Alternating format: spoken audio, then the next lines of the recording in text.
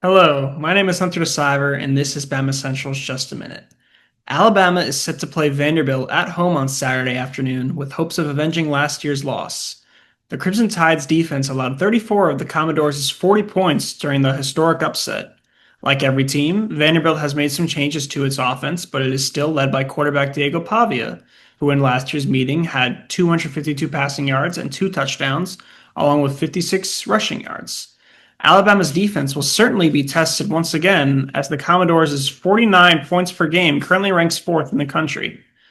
As the Crimson Tide defense tries to limit Pavia and company, can Alabama's offense roll through Vanderbilt's defense? Kalen DeBoer spoke about this a bit today on Wednesday, and he said, and I quote, Vanderbilt's defense is sound. They pick and choose their times to be really aggressive and come after you, but they play team football. They get off the field and get the ball back to their offense.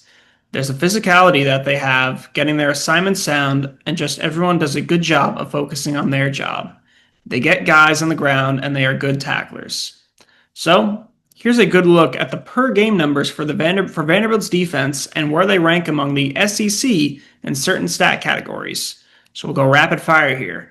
They are 8th in points allowed, 5th in yards allowed, 5th in yards allowed per play, 3rd in rushing yards allowed, 8th in rushing yards allowed per carry, 10th in passing yards allowed, 3rd in passing yards allowed per completion, 15th or second to last in completion percentage allowed, 5th in sacks, 10th in interceptions, 9th in opponent third down conversion percentage, and 10th in opponent fourth down conversion percentage.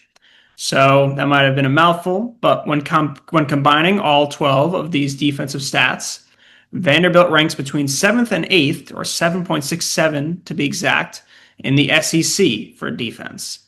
In terms of individual players, the Commodores don't have any in the top 10 of the main categories except for tackles for loss. Defensive end Miles Capers leads the conference with 7.5 tackles for loss, or 1.5 per game. Alabama has struggled to run the ball to start the season, and having starter Jam Miller out for the first 3 games with a collarbone injury seemed to be the main reason why.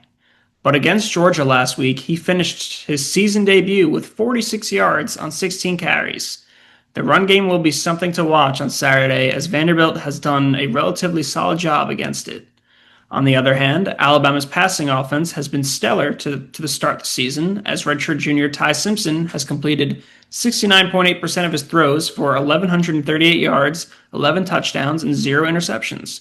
Compared to Vanderbilt's averages, he is up 85.5 yards per game and up 4.18% on his completion percentage. With all these numbers in mind, can Alabama's offense roll through Vanderbilt's defense on Saturday? What do you think? That's about it. Thank you for listening. This has been Just a Minute.